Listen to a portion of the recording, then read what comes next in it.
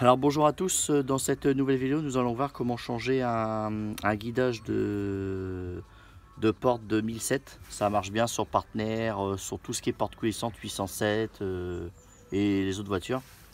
Donc alors la pièce elle est là. Le roulement qui est touché c'est celui qu'il y a ici. Ici d'habitude il y avait une enveloppe autour. Donc là on voit qu'il y a pas mal de jeux. Alors je vais vous faire voir comment ça se met. Ça se met comme ça. Comme ça. Voilà. Et ensuite, avant bien sûr, il faut mettre les petits câbles Les petits câbles, ça va ici, là. En fait, vous avez juste à appuyer dessus. Hop, il y en a un de chaque côté. Donc voilà, pour l'enlever, c'est facile, vous appuyez comme ça s'enlève. Voilà. Alors ces roulements-là, ils ont pas de jeu. Un tout petit peu. C'est normal que ça bouge comme ça, parce que c'est juste du plastique. Donc alors moi, je vais vous faire voir. Alors faut vous munir d'une barre.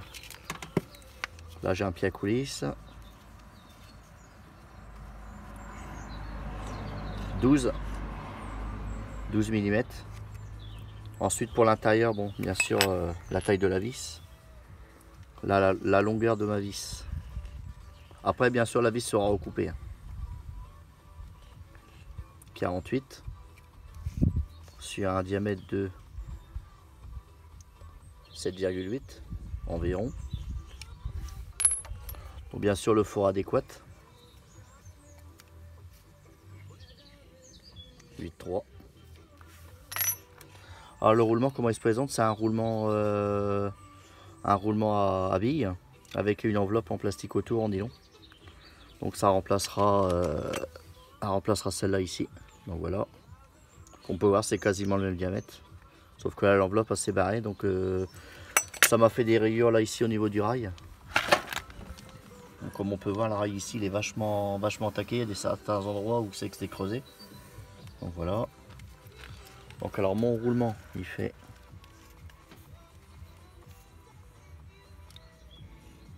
on va dire 28, c'est jamais précis, voilà 28. Et l'intérieur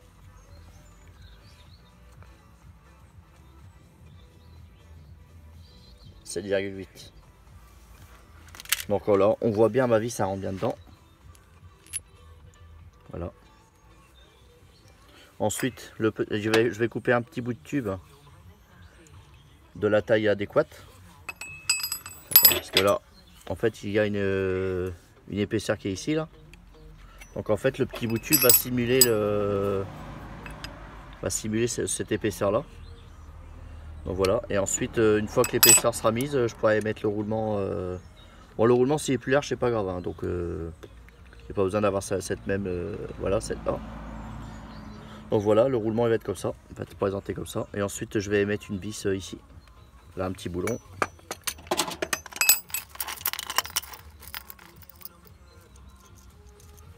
Voilà, le petit boulon il ira brider ici. Par contre, utilisez bien un écrou fin, parce que si vous mettez un écrou normal, il va se barrer. Donc voilà. Je crois que je vous ai expliqué. Bon, je perce là. Ce que je vais faire, c'est que je vais percer ici. Ici, là. Pour faire sauter la petite collerette. Donc voilà. Ça, ensuite, ça sautera. Donc par contre, n'oubliez pas, c'est de prendre la côte intérieure. Je vais vous la prendre comme ça, si vous l'oubliez, au moins 10,9 environ. Donc c'est pas non plus au millimètre. Donc vous avez un rail qui est assez large ici. Le rail ici il est vachement large. Donc en fait il fait à peu près 30,8. Donc vous avez largement la marge. Vous voyez le roulement il y a de la marge. Hein. Et voilà. Donc je fais ça et je vous reprends juste après.